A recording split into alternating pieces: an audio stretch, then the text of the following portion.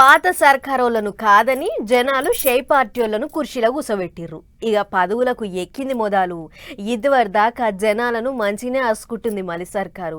ఎవ్వరిని నారాజు చేయకుండా శాతనైన కాడికి బాగానే తిప్పలు పడుతుంది. అయితే ప్రతి జెండా పండుగ నాడు సర్కారోళ్ళు ఏదో ఒక ఖుష్ఖబర్ చెప్తుంటారు కదా, అగో అట్లనే ఈసారి కూడా జనాలకు బంపర్ ఆఫర్ ముచ్చట్లు చెప్పబోతుర్రట. మరి ఏం చెప్పబోతుర్రో చూద్దాం పార్రి. తెలంగాణ సర్కారు రాష్ట్ర ప్రజలకు మంచి ముచ్చట చెప్పింది కదా. ఈ ఆగస్టు 15 తారీఖు అంటే స్వతంత్ర దినోత్సవం నాడు కొత్తగా రేషన్ కార్డులు వచ్చిన వాళ్ళకు కార్డులు వంచుతారట. అదిగిన ఎట్లా?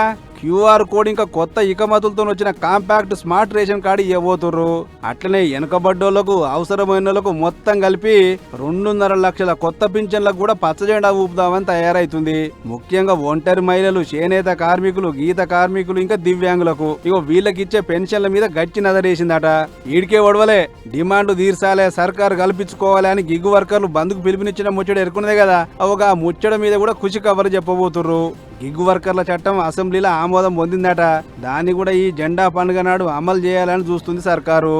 అయితే నిన్నయాల చాలా మంది ఆన్లైన్ సర్వీసులకు మళ్ళీరు. క్యాబులు, ఆటోలు, జొమాటోలు, స్విగ్గీ గిట్లా లక్షల మందిగా పనిచేస్తుర్రు. ఇక కొత్తగా అమలైన గిగ్గు వర్కర్ చట్టం పుణ్యమా అని చెప్పి వాళ్ళందరికీ మంచి జరగబోతుంది. అంతేకాదు సంక్షేమ బోర్డు కూడా ఏర్పాటు చేయబోతురాట.